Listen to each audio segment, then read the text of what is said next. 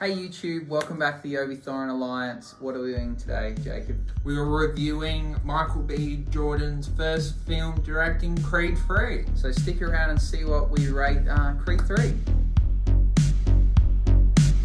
So Creed 3, as the name suggests, is the third of the Creed franchise, which is a spin-off and continuation of the Rocky franchise, who has, I believe, 7 movies or so. Like, there's quite a few. So this continues on. Let's summarize what happens in this movie in a nutshell. What happens? Basically, Adonis Creed is fighting in a world titled fight. He wins the fight and then he retires from fighting, and then we get a flashback of what his life was in the beginning of his childhood, and he had a friend named Damien, and then him and Damien Damien was boxing, and then we get to see Damien win his fight, and then Creed has a indication with this man, and then something happens from there, and then everything is going well. And then when Creed retires from his boxing life, he starts up his boxing gym. Yes, so there's an indication that goes on. Basically, we don't know what happens from that point. We then move to the present time. A mysterious figure is standing next to Adonis Creed's Rolls Royce. He asks the person to move. He explains, "Oh, you don't remember me? It's your mate Damien." They catch up. Damien basically says, "You know what? I want to be a fighter again. Like, I'm older than you. I know I've been in prison, but I want a chance. I was the best amateur in the world. Give me a chance." Adonis goes out on a limb, offers to give him some training, but he's basically just going to be a punching bag for their bright, shining star of their gym, who is, the current world champion. A few things go his way, and eventually he gets a title shot against the champion. He becomes the champion against all odds, which then leads to this fight where, he now says that he wants to challenge his friend, and they become enemies, and we find out more about their backstory as to what unfolded, why he went to prison, how he came to get this title fight, and it's all a bit, shady, and, basically it ends with them having this huge title fight. Not going to give away a spoiler as to who wins, but as you could tell from the trailers, that it's going to end in these two friends, punching up each other in front of the world to see. And that's pretty much it in a nutshell. You want to move into a rating? What did you give it? I gave it a 84% out of 100. It's a excellent movie. The Creed franchise is an excellent one, and Michael B. Jordan does a excellent directing performance. The acting is fantastic. Everything about it is amazing. Thought it does a friend and relationship. They do that really well. There's some predictability with how it's going to end, and also you want to see them kind of fight. Does it take too long? It's up to the person. And then we even get one scene that Michael B. Jordan was ballsy to do with that one scene. We'll talk more about that scene in the spoilers discussion, but the acting was fantastic. Characters are fantastic. And even though that Sylvester Stallone wasn't in the movie, it's not even noticeable. The writing was actually fine without him, and everything is awesome about the movie. Highly recommend seeing it if you haven't yet. So I gave it slightly lower. I gave it 81%. This was my favorite of the 3 Creed movies. It was noticeable that it was Michael B. Jordan's first attempt at directing. There was a few things that was, slightly different, and he experimented with. The scene that Jacob has alluded to is in the final fight, where kind of the crowd is taken away and they go with this artistic kind of fight scene. And whether or not it works or not, it depends what you're into, but it was definitely noticeable that they'd taken a risk, and that was something that Michael B. Jordan obviously wanted to try. The acting, again, was really good. What I liked most about it was Jonathan Majors as the villain. I actually felt that I was rooting for him the whole way. I actually wanted him to be not the villain. For me, I almost thought he was a hero. Yes, he went through some extreme means to get what he wanted, but I don't have a problem with that. He ultimately fought fair and square. Yes, there was a few cheap shots, but ultimately he had won the fights. So as to how he got to the fights is another story. But, he fair and square won the world championship, and I think that that's fair. I really wanted him to, continue to be the hero of the story. His acting was a standout. He was, the best performance in the whole movie, better than Michael B. Jordan. I think Michael B. Jordan does a great job as Creed, but unlike the other two movies, this time he's kind of flashing his money around and showing how much he has and where he's came. And it's just a bit different than the previous movies where he was kind of down on his luck and, building up his wealth. And I understand when you win these title fights, you become quite rich, but I felt like he came soft, and I don't really buy the result in the end with him in their final fight. I actually don't think that he would have been prepared enough to fight this other person. They continually mention the fact, you haven't fought in 3 years, how are you going to compete? Well, in saying that, the person that he fought hadn't fought in 18 years. He had one fight to his name, so it's like it kind of is an even playing field. I just don't think that he would have competed in the end. But, I'm not going to spoil how it ends if I haven't really given away already. But I think it was an overall really good movie. It was the best it probably could have been for, a fighting action movie. It's not everyone's cup of tea, but I enjoyed it. But if you're not into those type of movies or a fan of the Rocky or Creed franchise, this one's not going to change your mind and make you suddenly love it. But if you do like them, it's a guilty pleasure. It's not too long. It has a great story. It's entertaining. There's probably a lot less fighting in this than the previous movies, but I enjoyed it. I don't think I could recommend it to those that aren't previously a fan, but if you are, go out and watch it. You're not going to be disappointed. Sylvester Stallone missing doesn't take away from the experience at all. I think him being there would have been too cliche, that he's like, you shouldn't be in this fight, I don't think you should do it, and talk him out of it, and then in the end he gives him, the training he needs to go on and win. I'm a bit sick of that. It's been done. So I'm glad I actually didn't go down that route. Yeah. So let's move into some spoilers. What do you want to talk about first? I guess the scene that we have been alluding to, I think we have different opinions about. I see it as more the reason why Michael B. Jordan did it is that, when you're in a sporting profession, sometimes the crowd, they're watching you, but sometimes it's between, it's like the Colosseums and Rome's, you're in war. So I think that's where he was going visually. And I think he did it as more like an anime thing as well. These two were fighting each other, but it was a little bit jarring at first, and I enjoyed it at the end. Yeah, I agree. I know that's why he did it. I just didn't like it. I just thought it was... I actually liked the idea of seeing the crowd and how they react, and it being this big spectacle where they wanted to get this idea that it was just between them. They had these inner demons to fight against, and they had this whole backstory, and I think the movie built that up. I don't think it was needed.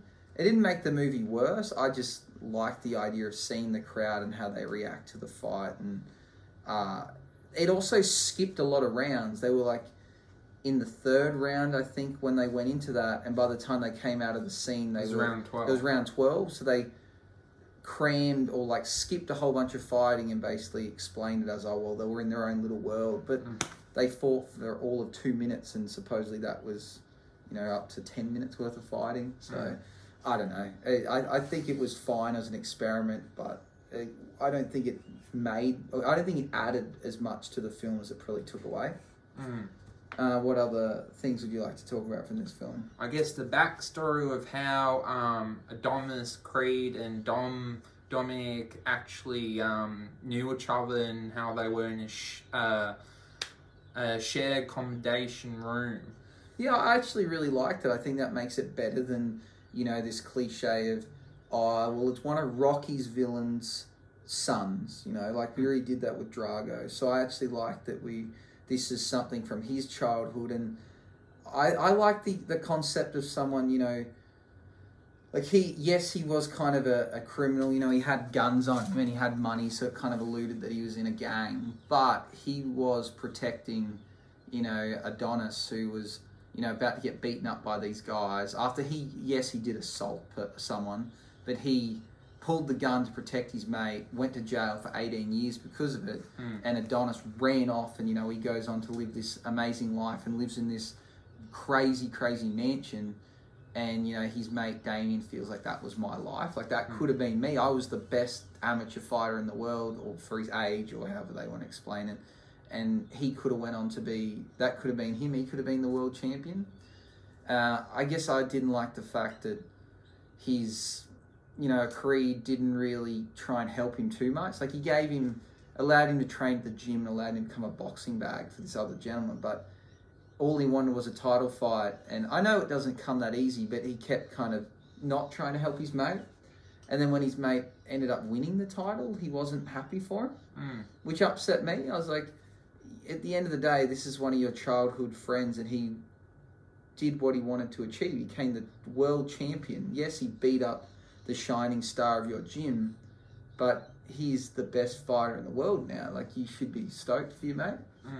What did you think about that? Do you think he should have been excited for his friend, or was it a fair reaction that he kind of wasn't happy that his friend won? Or I guess he wasn't happy because he lost a lot of money at that point. I guess it was mixed emotions because he was happy, but he was like, initial reaction, it's like, I wasn't expecting him to win that. Yeah, well, I guess he would have made his money off the fight by organising. The result wouldn't have mattered, but I guess now his gym kind of, this person that, you know, is the shining light of their gym now just got beaten by someone that's never fought professionally. Does it kind of take away, like, ruin his reputation? But Damien is a fighter of his gym, so shouldn't he be proud to say, we've trained this guy to be the world champion, like, and he's never fought professionally before? Like, I feel like that's something to brag about. Do you actually think that those two would have fought? The gentleman that was so-called the heavyweight champion was not a big dude. No. He was, like, significantly smaller. I don't understand how they were trying to, or why they were trying to pass off that he would be the heavyweight champion of the world. He, like, looked like he was I don't know all the fighting weights, but he definitely didn't look big enough to be the heavyweight. Where Jonathan Major's character was massive. Like, he was a huge dude. He got really built for the role. Yeah. What else? Do you think that, do you buy that the final fight would have ended the way it did, or do you think that, you know, Damien was probably more prepared and would have went on to win that? If it's not a movie, and, you know, we always get fairy tale endings, and the hero always has to win. If it was real, I actually think Damien would have won the fight. Yeah, just even when they were showing the training, it looked like Adonis was never really prepared and he was struggling. But then when it came to the fight, he kind of, you know, reached the extra level. Yeah, he, like, shook it off and, like, went to another level to win. And then he was kind of getting beaten the whole way through, and he just, right at the end, he threw a couple of big hits and knocked him out. And I don't know, I spent the whole movie really hoping that Damien was going to win. Do you like the concept that he'd got a fellow criminal friend of his to break the the challenger's hand, so that he would then get a title shot?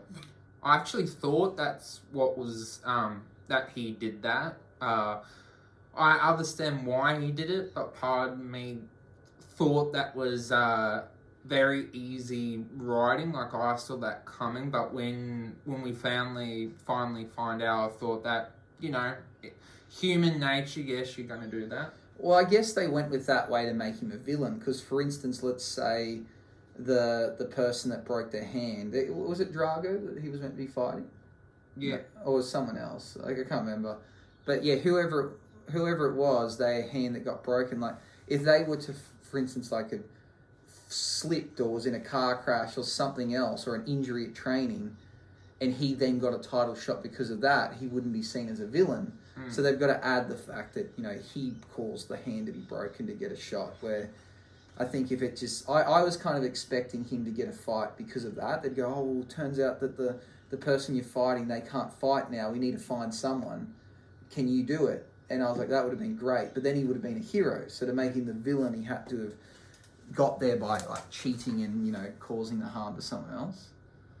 I just think also once he'd won, how he kind of turned on, well, I guess Adonis turned on him, but he then started making fun of him and, you know, like challenging to fight and bad-mouthing him and his family. I actually annoyed me because I liked the character. I thought he was a hero, but that was him, you know, being a villain. So it's odd. Like, I felt like I would have liked the story for him to actually be the hero of the whole thing. You know, he got out of prison, got to redeem himself. But I guess the whole point, they wanted Creed to fight. Yeah. Like, do you think the movie could have worked well where Creed's like, I've 100%, you know, I've retired. Here's my mate. He wants a fight. He wants a shot at the title. I'm going to help him because he's just got out of prison. I'm going to train him, and he is the fighter, and he fights someone else and wins the world title. Like, did he need to fight Creed? Probably not, no.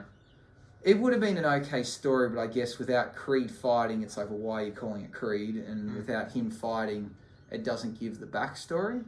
But I think, given that his mate went to prison basically for him or helping him out, I think he owed him more than what he did. You know, after his title fight, showing up and wanting to, you know, fight him on the sand, I think maybe he owed a bit more to his friend. Like, maybe he should have, you know, he'd be upset that his friend broke someone's hand, but maybe you go, oh, well, you know, you did something wrong, but you did win the fight. You know, you are the best fighter in the world right now. Like, maybe I should be happy for you. Or I don't know if that's just me. And I guess we'll be getting a new Creed 4 with the daughter. It's going to be a Creed family. Yeah, I think that's what it's alluding to. I guess it's an interesting concept, you know, making the female the hero this time. Also adding in the disability element of her being hard of hearing or deaf. I think that's kind of cool. I don't know if it's going to have the same appeal. Obviously, the movie now needs to be set in the future because she's, you know, quite a young girl. She's not ready to fight yet. But I don't know, are they starting to then just drag it out by making more and more films? I think so, yeah. And, you know, like, yeah, I don't know. I think they will do it, and I'm sure it will be an okay film, but do they need to do it? I don't know. So bottom line, I definitely think it's worth watching if you're a Creed fan and a Rocky fan. I really liked Michael B. Jordan's direction of making it dark. And speaking about dark, the reason why Sylvester Stallone didn't want to be in the movie is he didn't like the direction of the movie. Apparently it was too dark of the direction of the franchise. Yeah, I think that's what we read, and it said Sylvester Stallone was quoted in an interview for saying that. I think he might be more alluding to the fact of, you know, a criminal, you know, they had this past history. He's kind of like cheating to get a chance at the title fight. I think Sylvester Stallone probably thought that didn't fit in with the franchise, that the franchise was more about, you know, the hero fighting, you know, some kind of villain to become the champion, opposed to him going, well, here's my mate, he's done something wrong, I want to fight him to prove, like, I don't know, I don't think the movie's dark at all, but that was the explanation Sylvester Stallone gave to us why he didn't do it. But I don't think he was needed. I just think it probably would have taken away from the film. So, yeah. So if you were curious why he wasn't in the movie, that's the reason. Well, thank you for watching. Hope you enjoyed the video. As always, there's videos at the end. Hit the notification bell, like and subscribe. And as always, you're awesome and keep being awesome. Bye-bye.